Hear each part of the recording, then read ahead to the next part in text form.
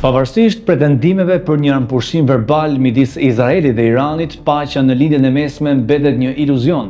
Kryeministri izraelit Benjamin Netanyahu, i ngjashëm me Vladimir Putin, e sheh luftën si mjet për të forcuar pushtetin dhe për të shmangur përgjegjësitë. Ai ka shkelur paqen në Gaza, ka nxitur sulme në bregun perëndimor, Rafah, Liban dhe Siri, dhe nuk ka shenja se do të ndalet me Iranin.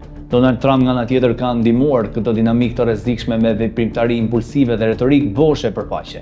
Ai ka minuar diplomacinë ndërkombëtare dhe ka nxitur Izraelin në sulme që shkenin ligjet ndërkombëtare. Në vend që të ofrojë një zgjidhje, ai ka bërë konfliktet më të paqarta dhe më të rrezikshme. Ndërkohë regjimi iranian përballë kërcënimeve mund të kërkojë armë bërthamore duke filluar dhe më shumë krizën.